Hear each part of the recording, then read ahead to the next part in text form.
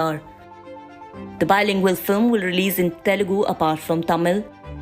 That's not all. Vijay, who recently wrapped up the film, has taken a break and is currently in Dubai for a vacation. Interestingly, Varisu is going to have box office clash with not one but two films, including Prabhas's Adipurush, which has been making headlines for several reasons.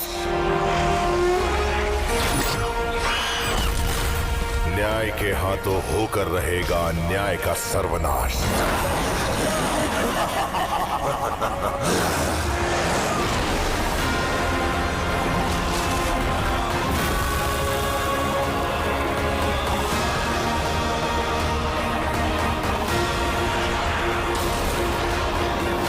And also Akhil Akkineni's Agent, which is set for Sankranti release.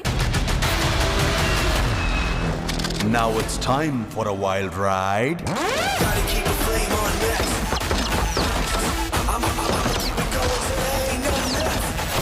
Meanwhile, Thalapathy Vijay was last seen in Beast. The Nelson Dilip Kumar directorial was a commercial hit and collected 250 crore rupees worldwide. One of the best and the most notorious spies we have ever had.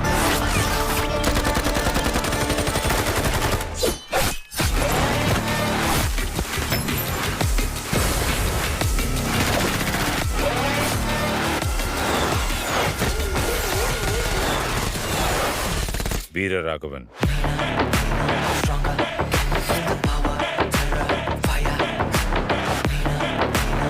It also became one of the most viewed films on Netflix globally in 2022. He's a beast. Because I'm not a politician. I'm a soldier.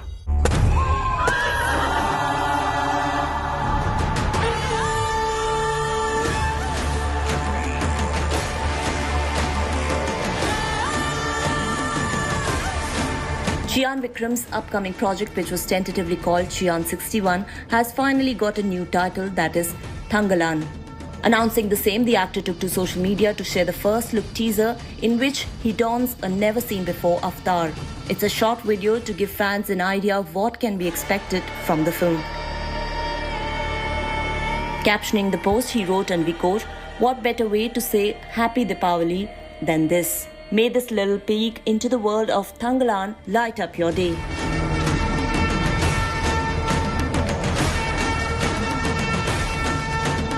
Directed by Paranjit, Thangalaan is set in the backdrop of Kolar gold mines in the pre-independence era. Chiyaan Vikram was last seen in Mani Ratnam's magnum opus Punyan Selvan Part 1, which shattered several box office records and went on to earn more than 450 crore rupees. With Gyanisha Malik, Entertainment Bureau, India Today. It's time for a short break now, but there's lots more coming up on the other side, so stay tuned to In the Club.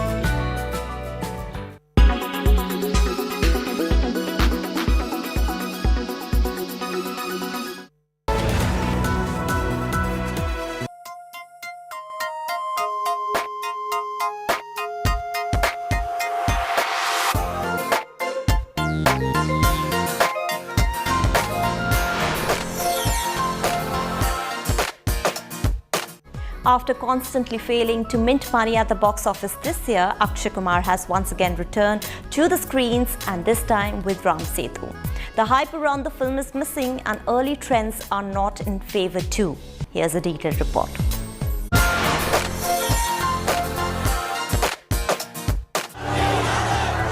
कि ये देश राम के भरोसे चलता है।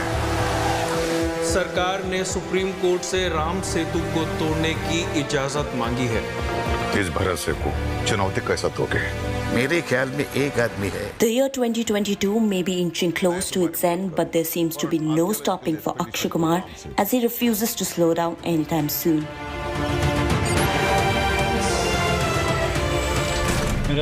After 3 theatrical releases, the superstar is back to the screens with his 4th outing, Ram Setu.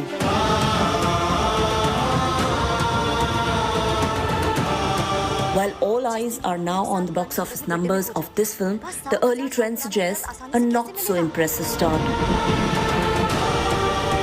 AP knows Ram Setu like back of hand. According to reports, Ram Setu, till a day before its release, sold around 38,000 tickets across the country for the opening day, with an India advance booking gross of about ₹1 crore, and the final advance of the film in best case scenario is expected to be around ₹2 crore mark.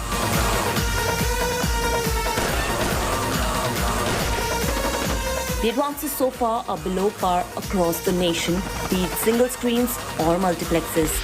Of the total ticket sales, the 3 national chains, PVR, Inox and Cinepolis, have sold around 16,000 tickets for the opening day, which means that the film is trailing behind even the underperformers like Samrat Prithviraj Shamshera and Lal Singh Chadda at this point of time.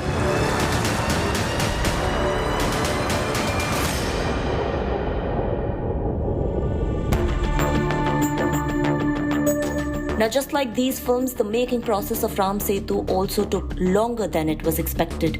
The film was first announced in November 2020, with the principal photography commencing in Mumbai in March 2021. Production then suffered setbacks and delays amid the COVID-19 pandemic. Filming resumed in October 2021 and wrapped up in January 2022 at locations near Ooty, Daman and Diu and Mumbai. Interestingly, there's a prolonged action sequence set in Afghanistan which has been partly choreographed by Akshay Kumar himself. Another scene that he improvised throughout the shoot was the motorboat chase sequence. With his experience, he would reportedly always sit down with Anil Arasu and Parvesh Sheikh to elevate the scenes further. What's more, there have been instances when he performed the stunts before the shoot as a part of test and safety check.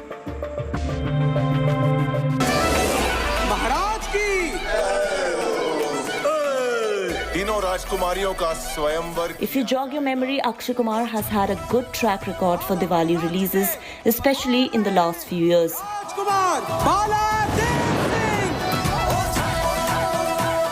His 2019 film Houseful 4 entered the 200 crore club.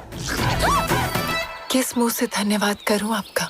इसी मुंह से कर दीजिए. Later, when theatres reopened in 2021, it was with Suryavanshi, which again came quite close to hitting the 200 crore mark.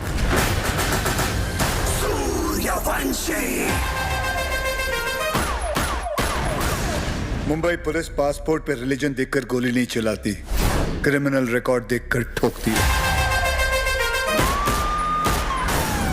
But with Ram Setu, the hype, especially since it's a Diwali release, is missing, so it's important that the film delivers on the content front.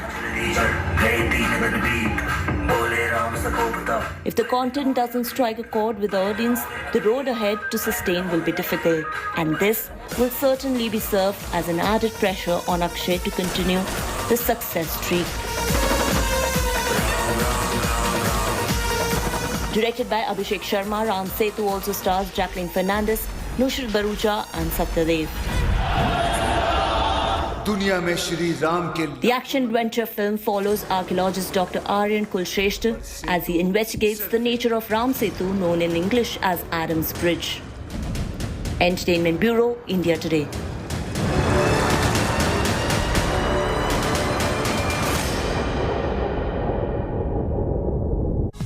Akshay Kumar has had several hits between 2016 to 2019. The superstar, however, has been struggling to mint money at the box office ever since. He has had quite a few releases this year, and most of them turned out to be flops. While all eyes are now on Ram Setu, will he be able to get back in form with his next few releases? Here's a special report.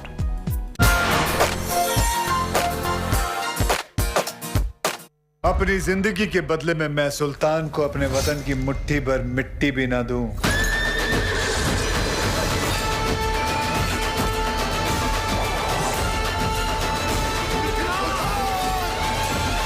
One superstar, काल बनाए रखे के लिए भय बनाए के रखना बहुत जरूरी है। 3 back-to-back releases. Catch.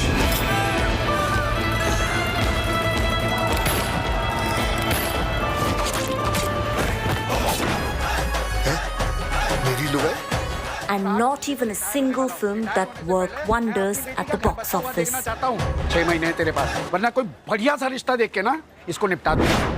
2022 is rather an underwhelming year for Akshay Kumar, who otherwise is always on a signing spree and refuses to slow down even with his hands full with projects.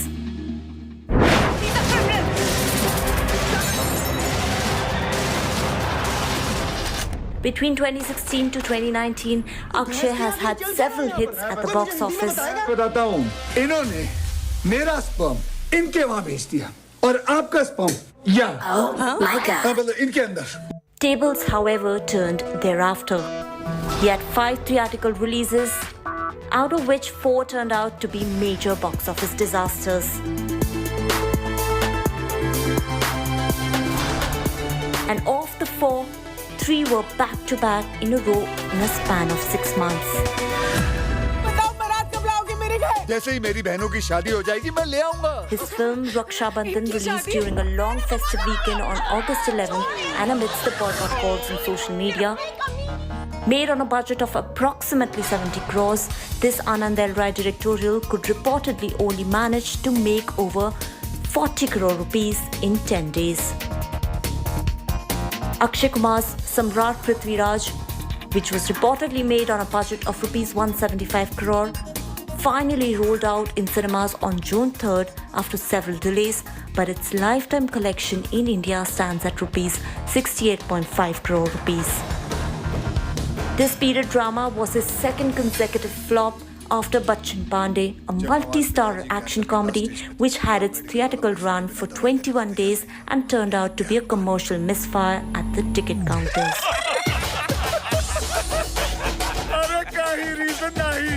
हम मारते थे, मजा आता था. Yes, this Farhad Samji directorial was reportedly made on a budget of rupees 130 crore and had raked in rupees 49.98 crore at the box office in India. तुम पर नजर तो हमरा. With these back-to-back flops, Akshay has not just been having a hard time delivering a hit, but has equally been also struggling to get Bollywood back on its feet after it incurred huge losses in 2020 and 2021. मुझे भाई नहीं, Godfather बोलते हैं. In fact, the actor during the trailer launch of his next film Katputli took complete responsibility for the lackluster box office performance of his films and sought to make changes in order to be more appealing to the audience. See, films are not working. It is our fault. It is my fault. Okay? I have to make the changes. I have to understand what the audience wants. I want to do my changes. I want to dismantle my way and the way I think what kind of films I should do. So, it is nobody else to be blamed, but it is me. Operation की तैयारी करें. Ma'am, अब बचे हुए fuel से ये लोग middle east के 3 पॉसिबल डेस्टिनेशन तक जा सकते हैं. Dubai, Abu Dhabi and Muscat. Akshay's first theatrical release after lockdown was Bell Bottom, which became the first ever and fastest film to begin and finish shoot during the pandemic. Game on. Akshay Kumar and Team Bell Bottom flew down to UK for the shooting and even worked in double shifts to save producers from further losses. This Ranjit M. Tiwari directorial was made on a budget of rupees 70 crore but couldn't mint enough at the box office since theatres were open with 50% occupancy. The film had its theatrical run for 6 weeks and its lifetime collection in India stands at rupees 30.63 crore. बस आप इतना याद रखना. It's not over till it's over. Since the pandemic hit the world, Akshay Kumar has had only one film, that is Suryavanshi, which one can easily say was successful. This Rohit Shetty directorial, which also starred Ajay Devgan and Ranveer Singh in special appearances, collected rupees 190 crore in just 6 weeks of its theatrical run.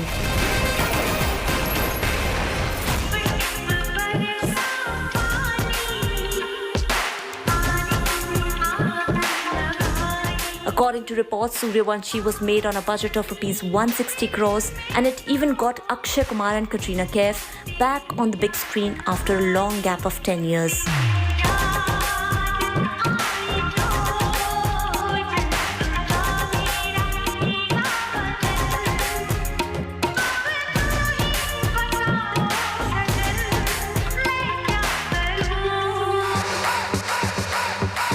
बताना कैसी लग रही है? हाँ, अच्छी लग रही हो. अच्छी लग रही हो ना? Meanwhile, Akshay also had 2 releases on OTT platform Lakshmi and Athrangire, both of which couldn't manage to leave a mark. मतलब तुमको भी नहीं चाहिए शादी? बिल्कुल नहीं चाहिए मेरी माँ. The actor also had another web release titled Katputli, post Raksha Bandhan, which also received mixed responses. हमारे पास सिर्फ 2 दिन है अभी. पूरा कसौली सील करना पड़ेगा. किलर शहर से बाहर नहीं निकलना चाहिए. Directed by Ranjit M. Tiwari, the mystery thriller featured Akshay in a cop avatar alongside Rakul Preet Singh, Sargun Mehta, and Chandrachur Singh.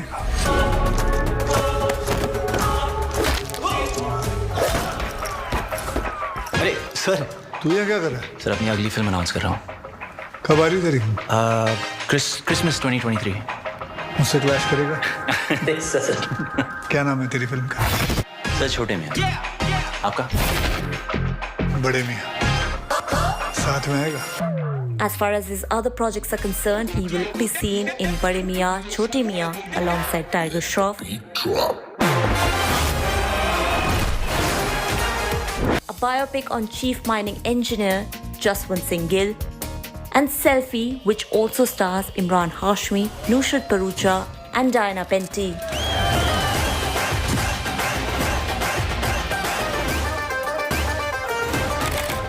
According to reports, his other projects include Sura Roy Potru remake, Oh My God 2, Jolly LLB 3, C. Sankaran biopic, Khel Khel Mein, and Hera Pheri 3, among others. So yes, while Akshay may not have hit the jackpot yet, he has enough films in his hands, or rather chances, to break his streak of back-to-back flops. Entertainment Bureau, India Today. That's all we could pack in our show today, but keep watching In the Club from Monday to Friday at 2:30 p.m. and 11:30 p.m. only on India Today to get your daily dose of entertainment. This is me, Dipali Patel, signing off. Till next time, thanks for watching and goodbye.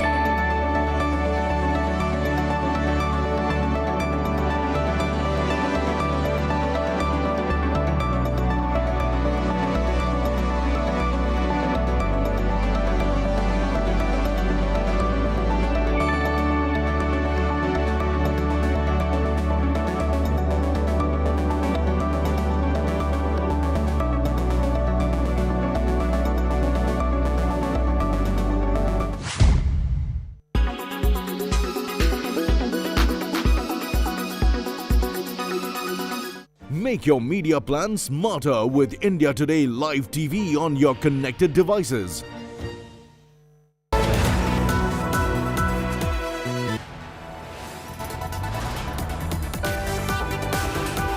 You are watching India Today.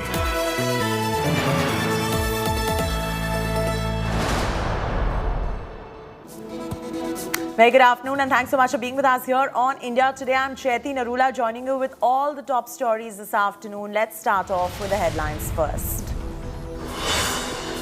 The lifeline, not for just Indians, but nearly every person in the world. WhatsApp services have finally been restored after being down for nearly 2 hours, though several users continue to complain about several glitches.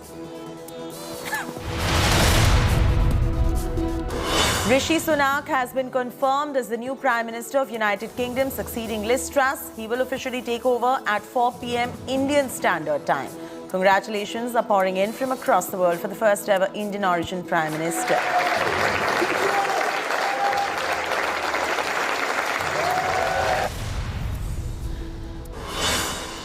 Rishi Sunak becoming new UK Prime Minister has sparked a political war in India. After opposition asks if something similar can ever happen in India, BJP hits back, citing examples of Manmohan Singh and Abdul Kalam.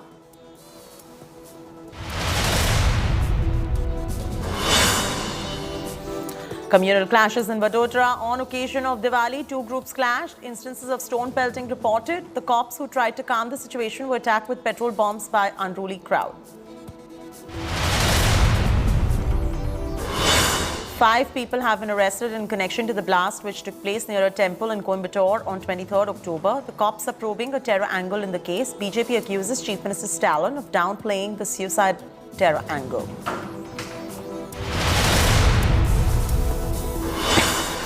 Out on parole, rape and murder convict Gurmeet Ram Rahim's fresh provocation. The self-styled godman held online satsangs, released new videos after coming out on parole.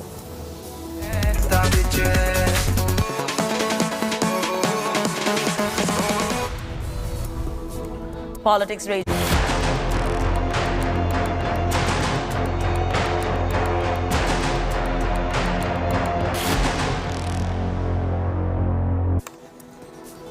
And politics rages on in India over Rishi Sunak becoming the new UK Prime Minister.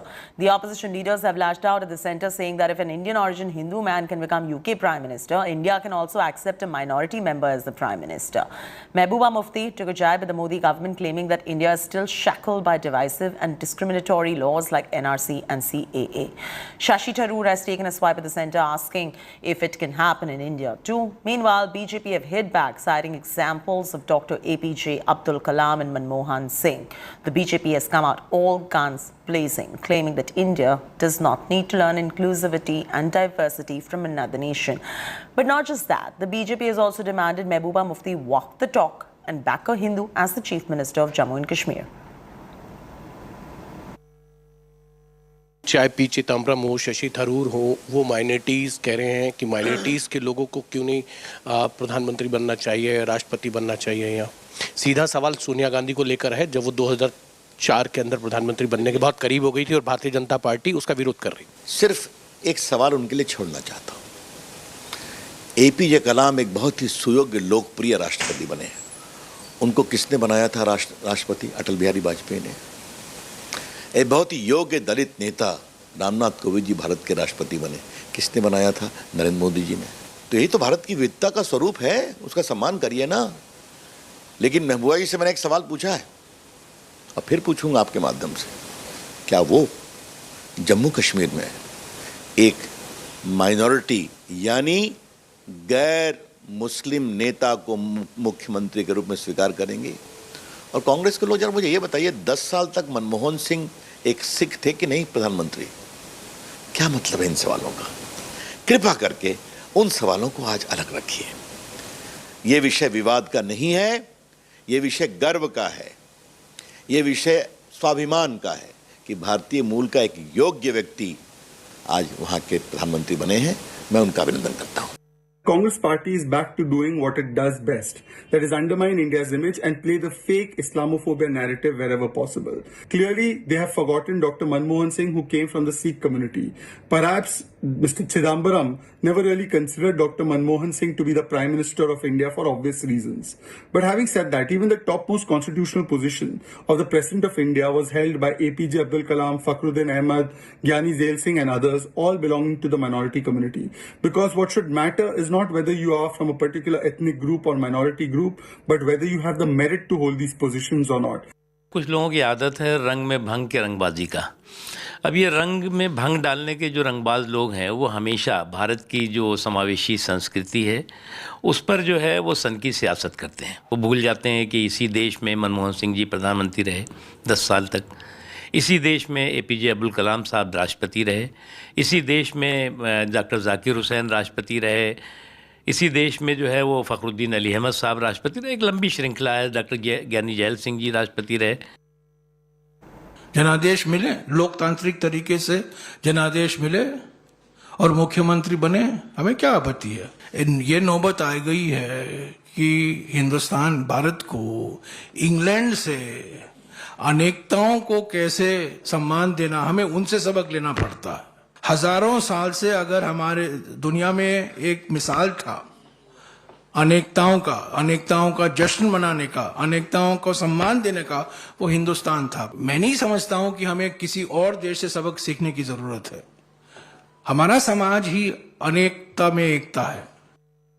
Bharat सबसे बड़ा लोकतंत्र है और इस लोकतंत्र में आज तक भारतीय जनता पार्टी एक ऐसी पार्टी है जो अब्दुल कलाम जैसे माइनॉरिटी से लेकर के उसको राष्ट्रपति बनाती है। ये हमारे देश की खूबसूरती है। लेकिन आपकी जो मानसिकता है उसको बदलो, यहाँ भी सब बदलेगा। और आज तक ऐसा हुआ है जो जीत के आधार पर, लोकतंत्र में जो व्यवस्था है उसके आधार पर जीत करके आता है, कहीं उसको रोका गया, कोई नहीं रोक सकता। वो पर्टिकुलर एक धर्म के लोगों को भड़काना चाहती है कोई ना कोई चीज को लेकर के।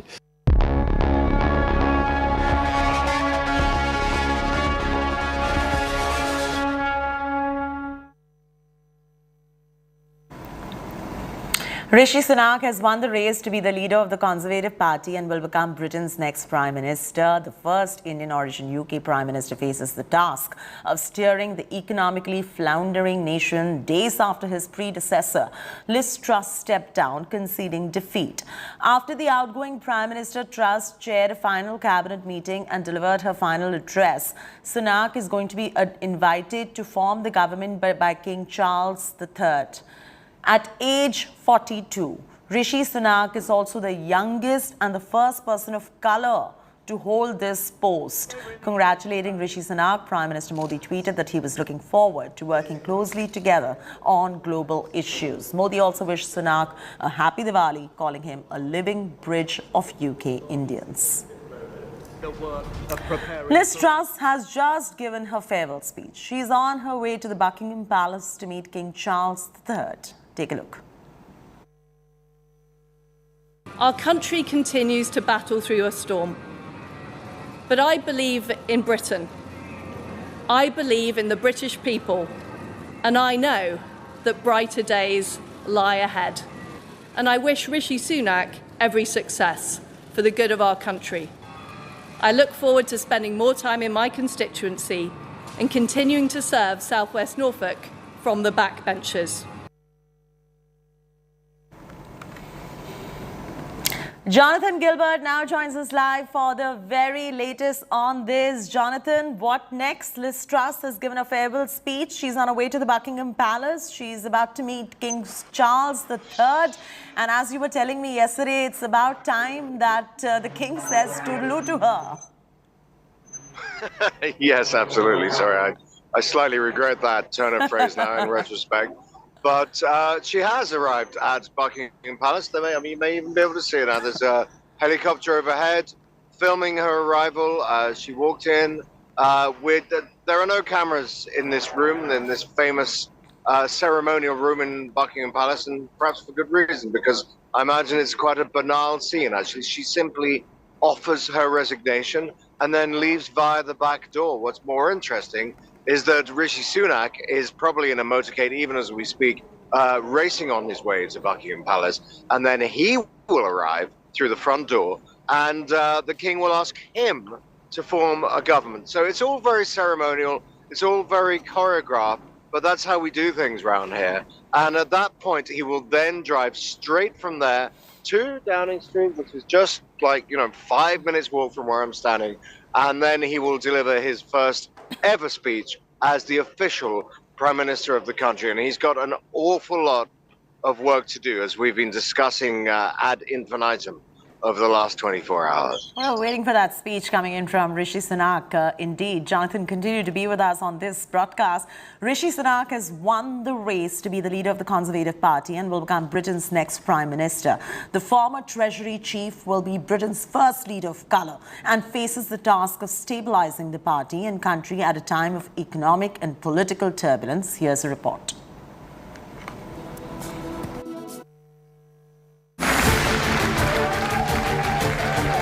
Britain is getting its first Prime Minister of Indian descent. Rishi Sunak has finally won the race to enter 10 Downing Street.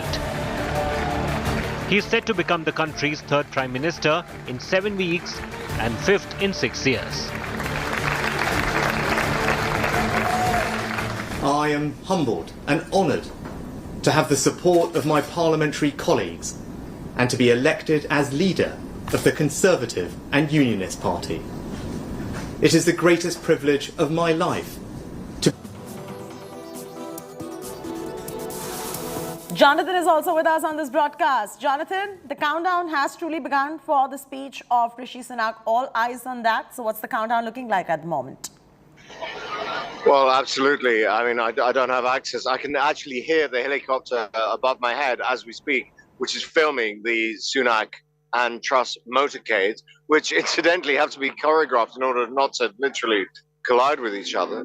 But as far as I'm aware, Liz Truss has entered Buckingham Palace and has always in the process of tendering her resignation to King Charles III, at which point she literally, by tradition, leaves via the back door. So that there's no coronation, there's no big floods of tears. They literally slip out the back door and wait for the new Prime Minister to arrive. I think any second now, Rishi Sunak's motorcade will be arriving at Buckingham Palace, and then he will proceed inside and will ask to form a government. And the King Charles III, will confer upon him the ability to form a government, sitting as he does, with a very healthy majority within the House of Parliament behind me, conferred upon him, ironically, as I said earlier, by Boris Johnson himself. At that point, he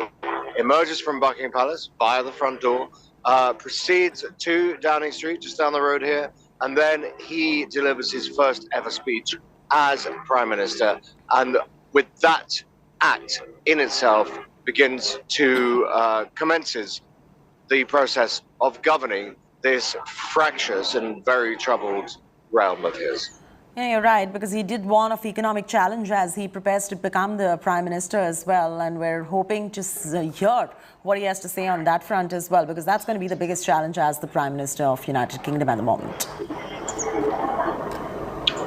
Oh yes, absolutely. I mean, he has an enormous in-tray on his desk, spiraling cost of living, inflation through the roof, 10% as it stands at the moment. Huge government debts.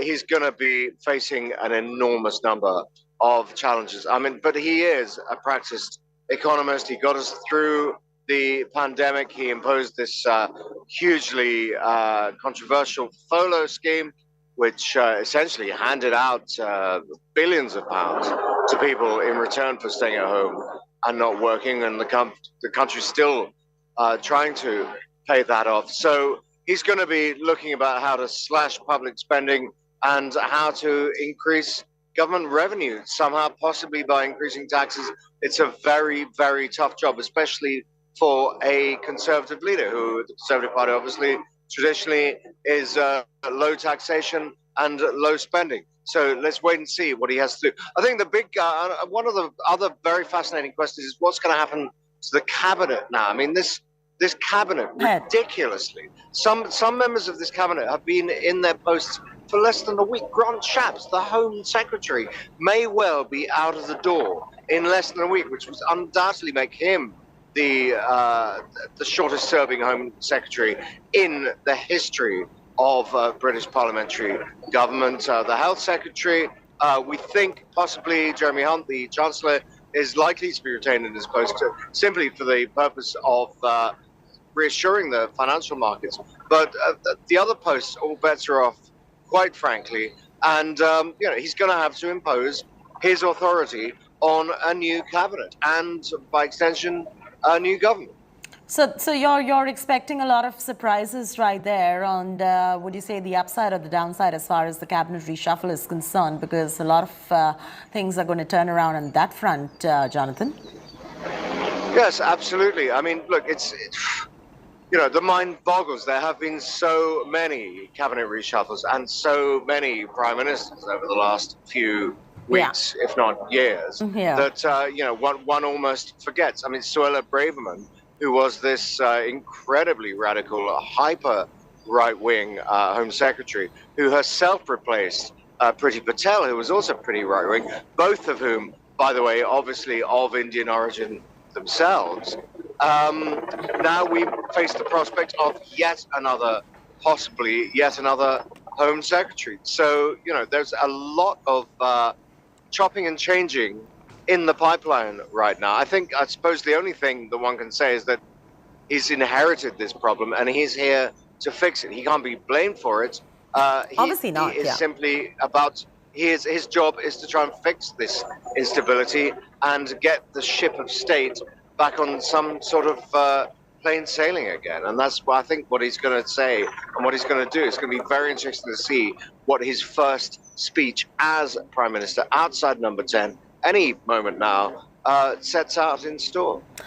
And I'm pretty sure, it's needless to say, but you can also talk to us about what the people have been saying about this and what the sentiment at large of the people in the United Kingdom is at the moment, because I'm pretty sure they're hoping that this one walks the talks, goes the whole 9 yards and stays the course at least. It's easy. We're standing here, and I'm standing here in Westminster, and we can talk about politics all day. I have friends, most of whom work very hard for a living and don't spend their whole days obsessing about Westminster shenanigans. What people are generally concerned about is the cost of living and the cost of borrowing, and probably the latter is the big question in most people's minds at the moment.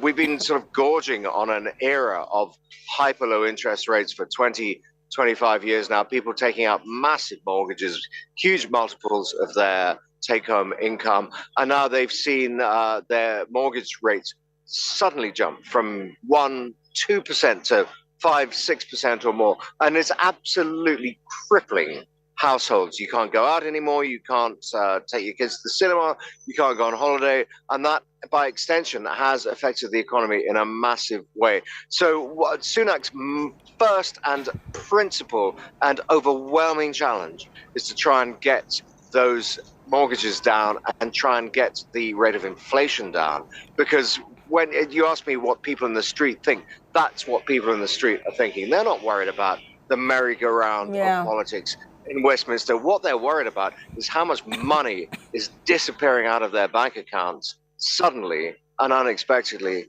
every month, and that's his job. Tell me one thing, just for the benefit of our viewers, to give them a little bit of a context in terms of the kind of challenges Rishi Sunak stares in front of him. What has been the cause of this economic uncertainty in the United Kingdom? Did Brexit have a part to play in it? Did the leadership that followed later had a part to play in it? What really was the problem? And now he has to fix that. Yeah, it's a hugely complex question. I mean, I'm not chairman of the World Bank. Even they probably can answer that question. But it's a combination of factors. I'd say Ukraine, above and foremost, is a massive factor. Putin has been essentially trying to weaponize finance and weaponize energy in order to drive Western Europe into submission. We all know that's his strategy, and it's to a certain extent succeeded. The cost of gas has gone up 2, 3, 4, 5, 6-fold last time I looked as a result of his behavior. And one of Liz Truss's final acts was to apply an energy price cap, essentially forcing the government to borrow tens of billions of pounds on the global financial markets to bribe the British population in order that we don't all freeze to death. I mean, there are millions of pensioners out there right now, huddling and cowering under their blankets, worrying how much it's going to cost them to keep the heating on. So that was definitely one of the reasons. Brexit, clearly also a potential reason.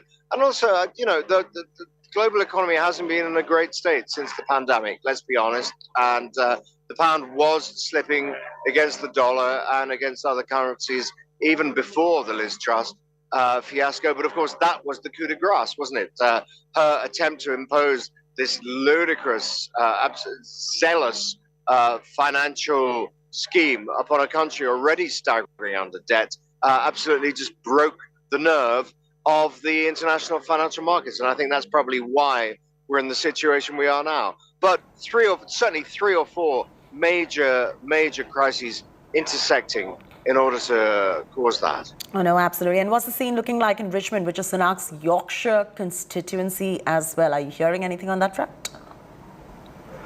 Well, Richmond, Yorkshire, bizarrely, is Rishi Sunak's constituency. I say bizarrely because he's from the south coast of England, and he was raised in an exceptionally wealthy environment. He went to Winchester College, which a school attended by a couple of my old university friends, outstandingly posh and incredibly expensive. And he's probably one of the most wealthy and privileged people to ever assume the role of a prime minister.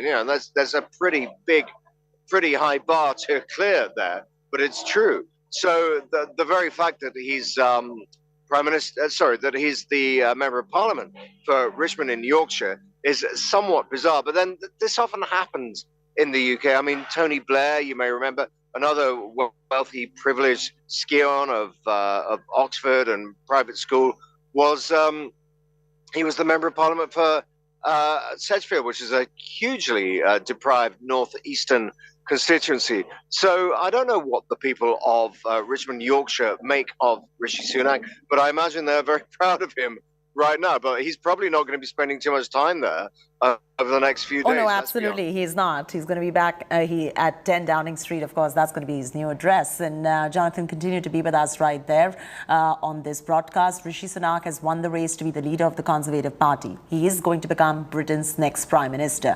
The former Treasury Chief will be Britain's first leader of colour and faces the task of stabilising the party. And at the time of economic and political turbulence, that's the task that lies ahead for him. Here's a report.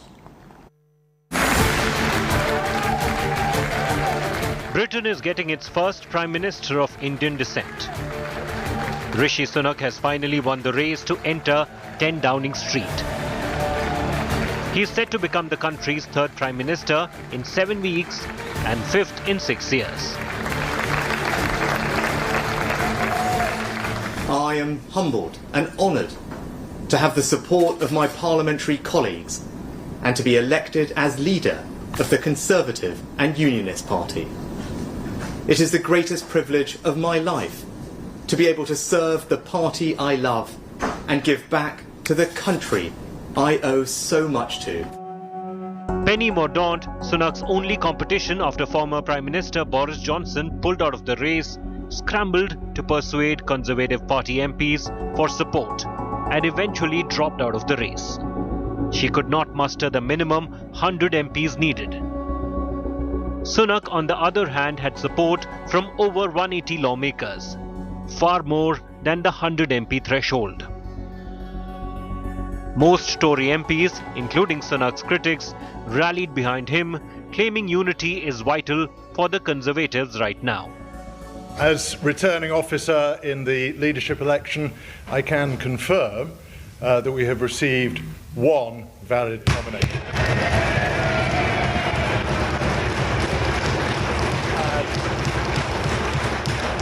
Rishi Sunak is therefore elected as leader of the Conservative Party. The top job, however, did not come easily to Rishi Sunak.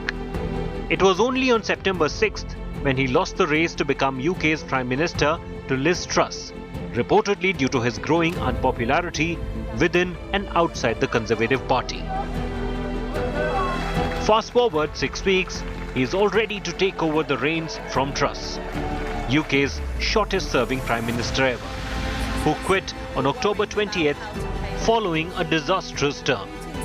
As he vows to tackle the country's battered economy with integrity and accountability, there's still a lot of problems on Sunak's plate, which includes the Ukraine war.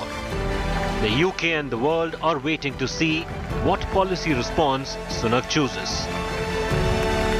Bureau Report, India Today. As the former Chancellor of the United Kingdom, Rishi Sunak has achieved many firsts for a man of Indian origin. We're going to get you that story in moments from now. But Jonathan Gilbert still continues to be on this broadcast. Jonathan, I couldn't help but